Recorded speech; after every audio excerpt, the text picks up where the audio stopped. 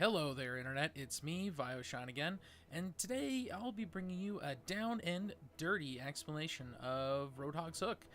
We're going to go through how it functions, why you seem to be getting hooked through walls, and anything else that might spring to mind in the middle of this. I see a lot of grumbling and oinking about how unfair his hook is, and I just wanted to set the record straight. For your reference, I have around 40 plus hours on Roadhog, and that's spread across the 2 closed betas and the release, and I definitely do consider him my main, even though I've kind of turned more into a flex player as of the official release. But I've had my own fair share of unrealistic hooks, which is the ones that you guys are talking about, as well as being cheated out of them, on my side due to weird physics, hitboxes, or even just being bumped by abilities. So this video is going to cover a decent spread of hooks, as well as an explanation for each and how and why the hook hit or didn't hit. But before we can dive right into that, I want to first explain the difference between a hit scan attack and a regular projectile, which is pretty 101 for FPS players. So let's buckle in and get comfortable for the apocalypse.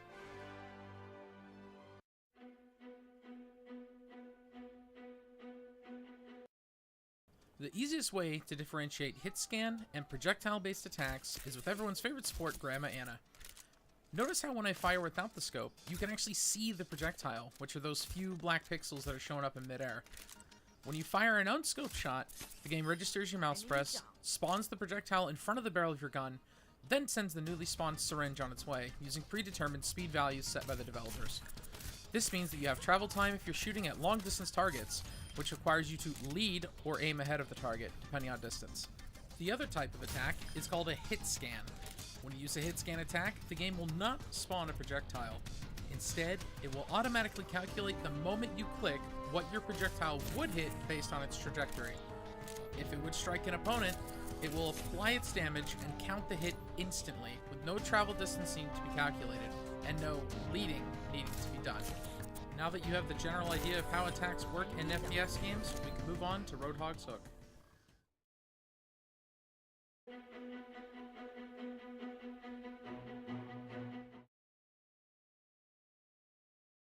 What I'm about to show you is exactly what everyone else sees and doesn't like: wall hooks. Now you'll see it from my perspective, which will initially answer a few questions, then, paired with our attacks explanation before, as well as a new one about hitboxes, we can shed light on this pesky subject. In this game, I am playing on Dorado, and I'm on the attack. We are nearly to checkpoint 2 when I snag the Zarya from what may appear to be an awkward angle. Let's take a look. So I'm covering the flank for my team, and the Zarya surges forward and shields herself, attempting to chase me. I back off until her shield runs out, and then... Did you catch it? It's a very, very subtle move, where it seemed like I caught her leg with the hook, but then you notice that it pulled her through the wall. So let's go ahead and jump back, and I will show you exactly what happened. So here we are, at the moment the Zarya got dumpstered.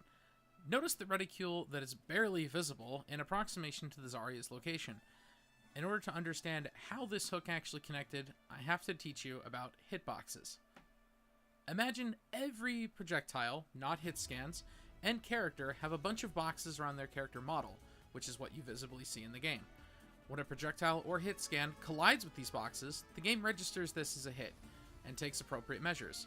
The projectiles also have these boxes, as I stated before, and together, these are used to detect when objects in the game collide. Based on that knowledge, let's add in an extremely rough approximation of the Zarya and the hook, and we will add in representations of the hitboxes for both objects.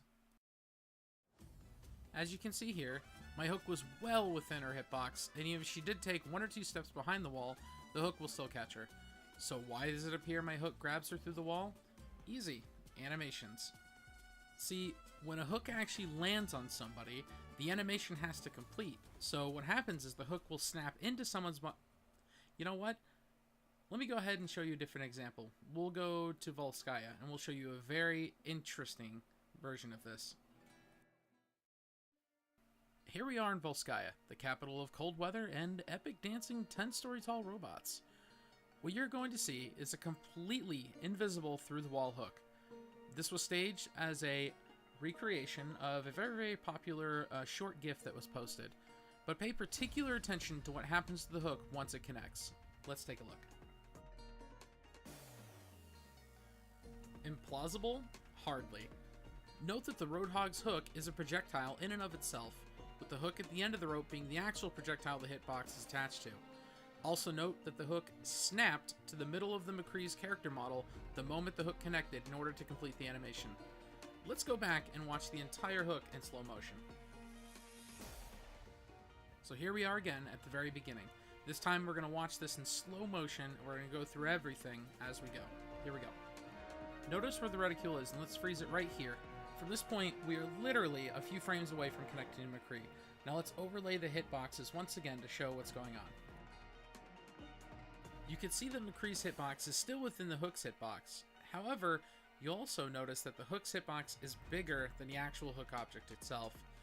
This is the only explanation I can feasibly come up with for why Roadhog can hook around corners, as well as from various other angles. Like Hanzo's arrows from the past, the hook is extremely forgiving due to its larger than it appears size. Let's go ahead and finish the clip so you can see what I mean by the hook snapping to finish the animation. You'll notice how the moment the hook connects, it slides to the left slightly, aligning itself with McCree's model. This is done due to the varying size of character models within the game, and that the hook actually relies on a small bit on the game physics when pulling a character in. If it latched onto what you actually hooked, hilarity would ensue, as well as completely awkward physics. So there you have it. Curtain pulled and mystery explained. How best can Blizzard solve this? In my opinion, they should be making the hitbox for the hook much smaller and more tied to the actual size of the hook object itself. This will lower the occurrences of the fabled wall hook from occurring. What do you think? Let me know in the comments below how you would solve this issue.